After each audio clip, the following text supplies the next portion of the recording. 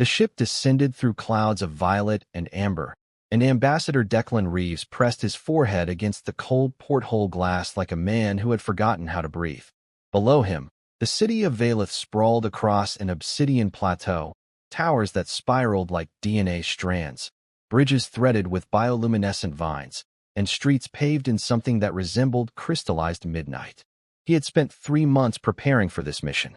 He had read every report, every cultural briefing, every translated scroll that Earth's Xenodiplomacy Division could source. And still, nothing had fully prepared him for the raw, alien beauty of Queen Sereth Valoran's homeworld. "You look pale," said Agent Noah Kessler without glancing up from her datapad. She was sitting across from Declan in the diplomatic shuttle, her dark curls pinned back with ruthless efficiency, her expression carrying the particular neutrality of someone who had seen too many ambassadors crumble. "I'm always pale," Declan replied. "Paler than your usual pale." She clicked her stylus. "Remember, do not stare directly at the Queen. Do not initiate physical contact. Do not reference the Haveth War of 3417. And under no circumstances are you to express personal opinions when she poses her question." "What question?" Noah finally looked up, and there was something in her eyes, the particular weight of information she was debating whether to share. "The Queen has a tradition. During the formal banquet, she asks every visiting dignitary a single personal question. The answer determines a great deal.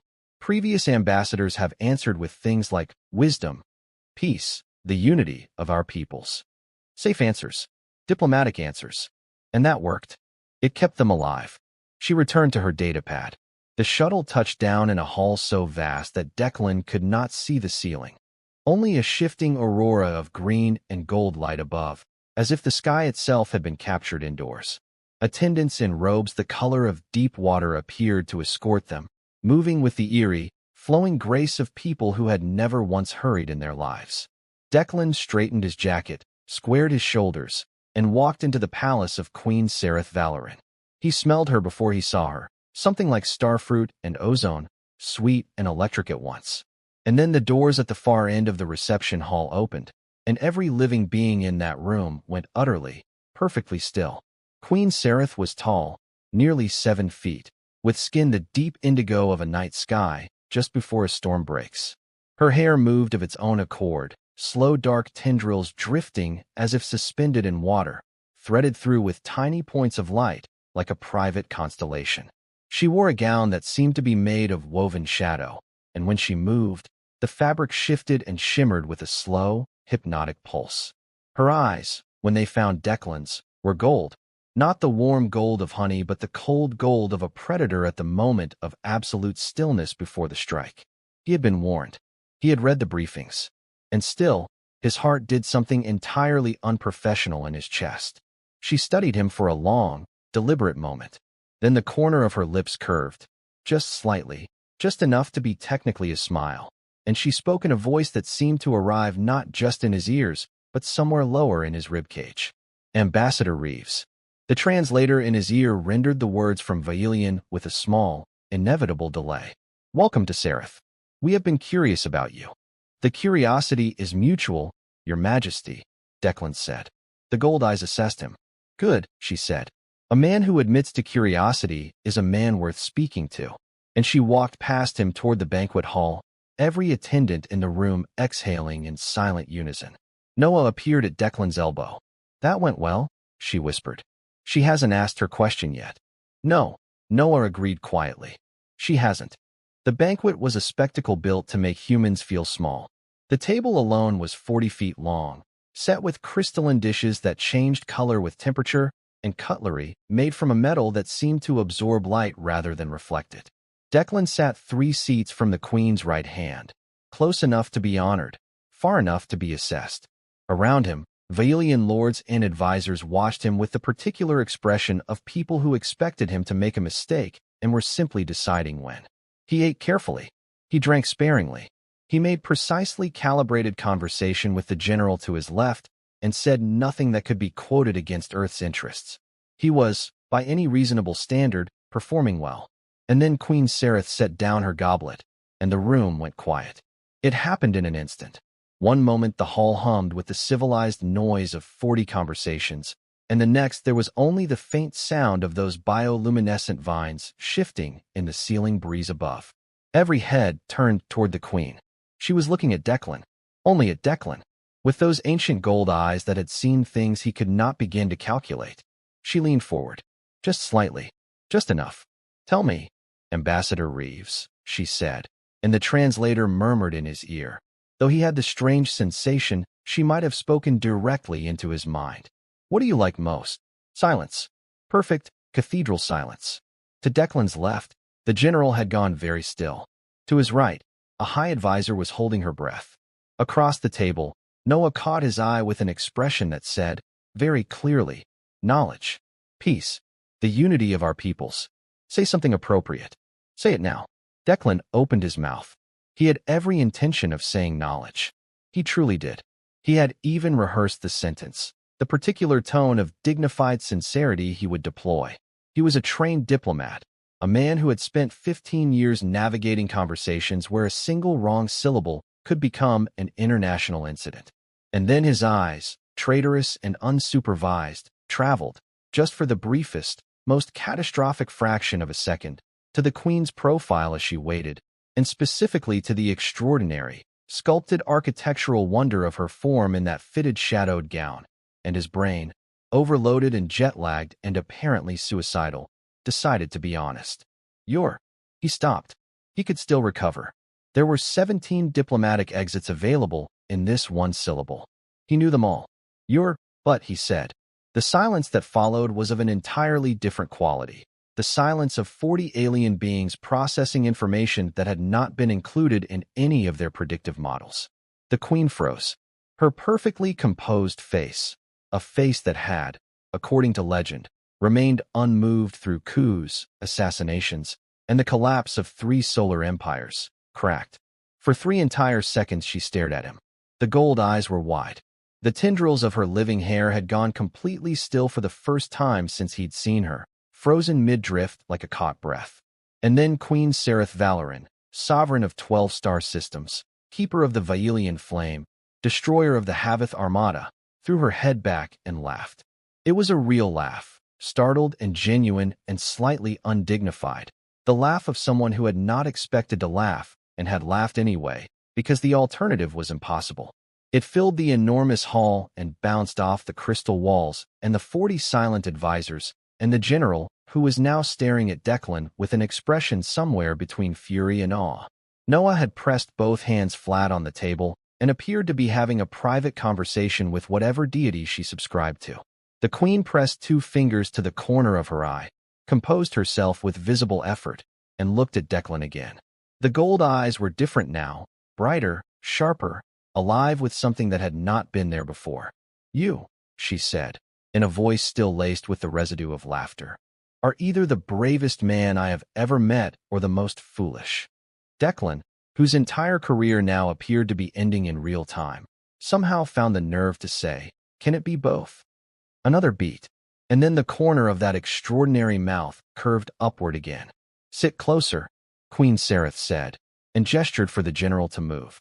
"I find I have more questions for you." They moved the general. Declan sat 2 feet from the Queen, close enough to feel the warmth that radiated from her.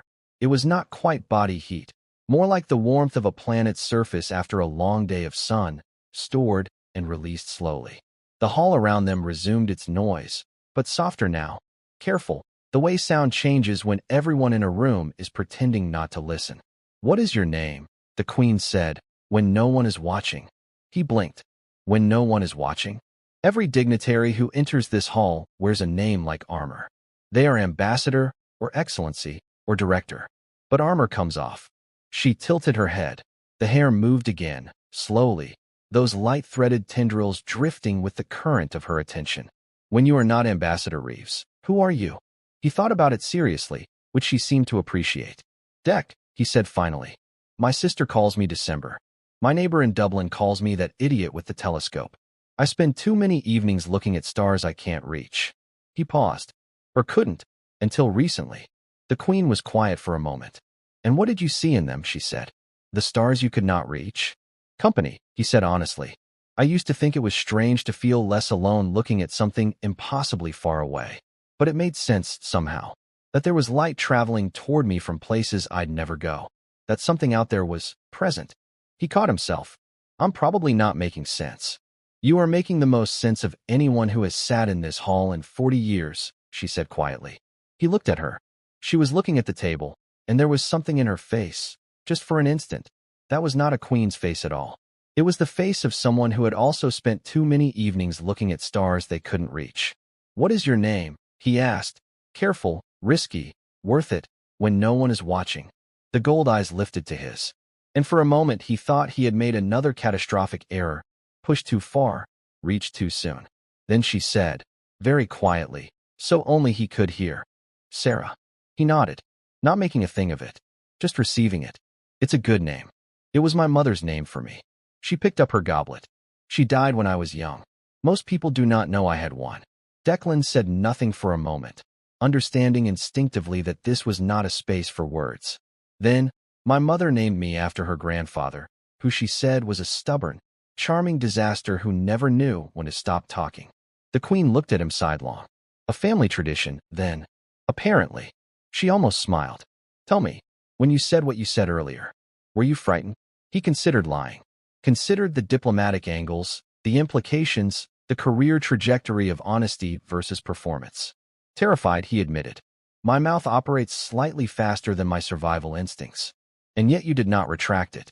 Retracting it would have been worse. Also, he said carefully, it was true. The queen set her goblet down, and this time when she looked at him, the gold eyes were doing something complex and layered that his translator was not equipped to handle.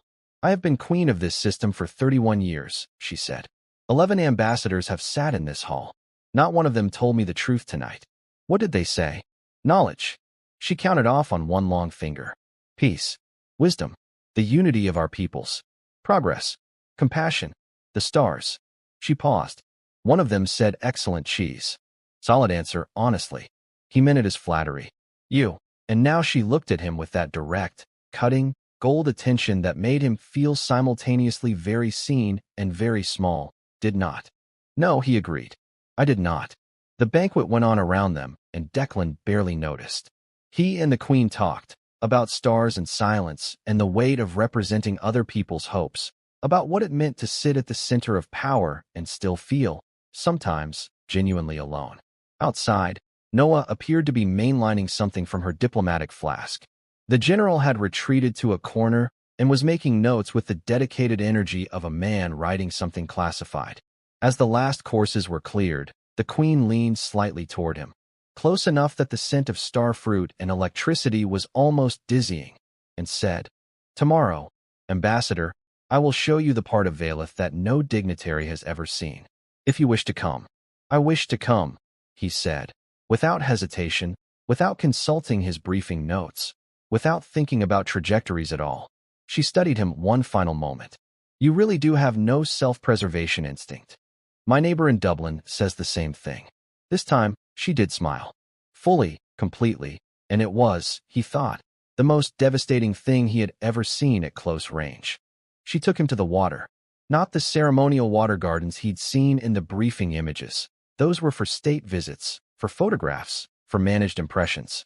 This was something else. A vast underground lake lit entirely by bioluminescence, reached through a passage in the palace's deepest sublevel that Declan would not have found in a century of looking. The water was the color of blue flame and utterly still. The ceiling above it dripped with crystalline formations that caught the light and scattered it in slow, turning patterns across the water's surface. Sareth had arrived without her court. Only one guard, stationed at the passage entrance, far enough away to be a formality. She had also, Declan noticed, changed. The shadowed gown of the night before had been replaced with something simpler, deep blue, fitted, moving with her in a way that made it look less like clothing and more like atmosphere. She was still unmistakably a queen. She was also, somehow, more herself. No one has been down here in years, she said.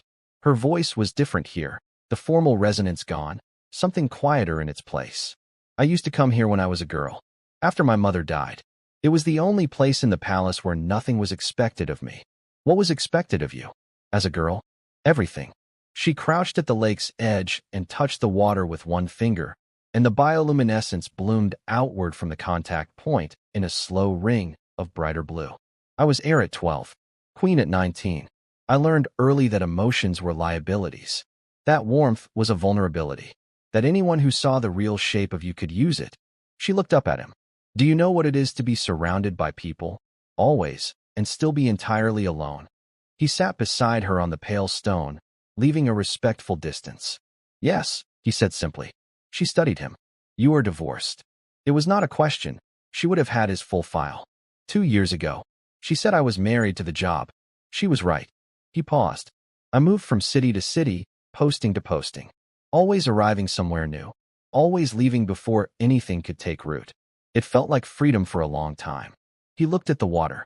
And then one evening I was at a party in Geneva, surrounded by the most interesting people in the world, and I thought, I don't want to be here. And I couldn't think of anywhere else I did want to be. That's a strange kind of empty. The queen was quiet. Then she reached out, slowly, deliberately, and touched the back of his hand with 2 fingers. Just that. Just the lightest contact. The warmth of her skin was that same stored planet warmth, and up close it was gentler than he'd expected, almost tender. The honest answer you gave last night, she said. The reckless one. Her eyes found his. No one has looked at me that way in a very long time. Not as something to negotiate with. Not as power to be managed. As a woman. He turned his hand over slowly beneath hers, not rushing it, reading the moment carefully. Her fingers settled into his palm, and neither of them moved for a long moment while the bioluminescent water breathed its blue light across their faces. Is this, he started. Yes, she said, before he could finish. It is allowed. I am the queen. And then softer. And I am also Sarah. And I am saying yes. He reached up carefully and touched her face. The impossible indigo skin, warm and real and nothing like what briefing documents could ever have prepared him for. She closed her eyes for just a moment, the way someone does when they receive something they hadn't let themselves want. Those drifting tendrils of hair curled gently toward the warmth of his hand. This is not what I expected when I got on the shuttle, he said quietly. Nor I when I walked into my own banquet hall. She opened her eyes. The gold in them was different this close. Not predator's gold, not queen's gold, but something warmer and more complex. December. His name in her voice, without the title, felt like something unlocking. Sarah. She leaned in and kissed him. Unhurried and certain, the way she did everything, as if she had decided it, and the universe was simply going to have to accommodate. He kissed her back with the specific care of a man who understood, fully, that this mattered, that this was not a moment to be strategically processed but to be present in, completely, without any diplomat left. The lake breathed blue around them. Somewhere far above, Noah Kessler was probably writing a very alarmed report. Neither of them cared. When they finally pulled back, Sarah rested her forehead against his. A gesture so human that it startled him, until he remembered that some things were universal. Stay another week, she said. Your mission officially ends in 3 days. I will speak to your government.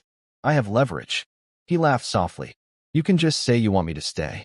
A pause. Then, so quietly it was almost only breath. I want you to stay. Then I'll stay, he said. On the last night of the extended visit, there was another banquet. This one was smaller. No full court. No generals, no advisors holding their breath. Just a long table in a private garden open to the alien sky, where 2 moons hung above Valeth like mismatched lanterns, and the air smelled of something like jasmine crossed with something that had no earthly name. Declan sat across from Sarah in the candlelight, Violian candles, which burned violet, and thought about how thoroughly wrong all of his expectations had been. Noah filed a report, he told her. I know. My intelligence office intercepted it. Sarah speared something delicate on her fork. She described you as magnificently unhinged. She also wrote that the resulting diplomatic warmth between our peoples has been unprecedented and frankly inexplicable. High praise. She also noted that in 7 years of working with you, she has never seen you look at anything the way you look at me. The gold eyes lifted from her plate to his. She appeared to be unsure whether this was a liability or a strength. What do you think? Sarah considered this with the same seriousness she gave to galactic treaties. I think, she said, That the things most likely to destroy you are also the things most likely to save you, and the difference is only in the direction you fall. She paused. You fell well, December. He looked at her across the violet candlelight and thought about all the careful, calibrated answers he had not given, all the diplomatic armor he had failed to keep on. He thought about the moment at the banquet table when his mouth had detonated his career and somehow rebuilt it into something better and stranger and more real than anything he had planned. Can I ask you something? You ask me things constantly. She said it without irritation, with something warmer. The question, the one you ask every visitor. What were you actually looking for? Not the safe answers. What did you actually want to hear? She set down her fork. The moons hung above them, crooked and close. I was looking for someone who existed, she said. Not a position, not a representative, not a performance. Someone real enough to want something real. Even something as simple, and here the corner of her mouth curved, as what you wanted. It worked out for both of us, then. Magnificently, she agreed. After dinner they walked to the high terrace that looked out over Valith's glittering spread, all those spiraling towers and bioluminescent veins of light threading through the dark like a city-sized nervous system. Sarith stood at the railing, her hair drifting in the night wind, and Declan stood beside her with his shoulder against hers. When this ends, he said quietly, when I have to go back. When? She interrupted firmly, not if. And it will not simply end. I intend to negotiate a permanent diplomatic posting for you here. She paused. I have leverage. You keep saying that. Because it is true. She turned to look at him, and in the moon's light her face was very open, very unguarded. The face she wore when she was Sarah and not the queen. But if you would prefer I simply ask. Ask. She was quiet a moment. Then stay. He looked at her. This impossible woman with her star-threaded hair, and her ancient eyes, and her real laugh, and her underground lake, and the name her mother gave her. And thought about the telescope on his balcony in Dublin, and all those years he had spent looking at light from places he couldn't reach. I'll stay, he said. She turned back to the city, and he saw her exhale. Just barely, the smallest release of held breath, as if she had not quite been certain until now. He reached out and took her hand at the railing, and she looked down at their joined hands with an expression he was starting to be able to read, surprised and pleased, and trying not to show how much. He showed her how to show it, not in words. In the way he turned toward her and drew her gently from the railing. In the way she came willingly. In the slow and unhurried way they found each other in the dark of the terrace with Valith blazing beneath them and two mismatched moons above. She kissed him this time with less ceremony and more hunger, her hands finding his face, his hair, pulling him closer with the direct and unapologetic one of someone who had decided that wanting things was acceptable now. He held her like something he intended to keep, one hand at the small of her back and the other anchored in all that moving hair. When they finally broke apart, she rested her chin on his shoulder and looked at the city below with an expression he thought no advisor or general or visiting dignitary had ever been permitted to see. Something easy, something relieved, something that in a human face he would have simply called peace. Deck, she said. Sarah, if you had said knowledge, I would have given you a treaty and sent you home within the week. He laughed quietly against her hair. And instead, she lifted her head and looked at him with those gold eyes, warm now, entirely warm. Instead, she said, you said the most absurd thing anyone has ever said in my court in 31 years of reign, and somehow, she shook her head slowly, the lights in her hair moving with her. Somehow, it was the one true thing. I have a gift, he said. You have no filter, she corrected. It is not the same thing. It is better. Below them, Valith hummed and glittered through the night. Above them, the moons went on being crooked and close. Somewhere in the palace, Noah Kessler was filing another report that she would describe, later, to her colleagues back on Earth, as the most professionally chaotic thing she had ever witnessed, resulting in the best diplomatic outcome in the history of the Xenodiplomacy Division. And Ambassador Declan Reeves, that idiot with the telescope, that stubborn and charming disaster, that magnificently unhinged man who could not keep a diplomatic filter to save his life, held an alien queen on a high terrace on a distant world, and felt, for the first time in a very long time, like he had finally found the star he'd been looking for.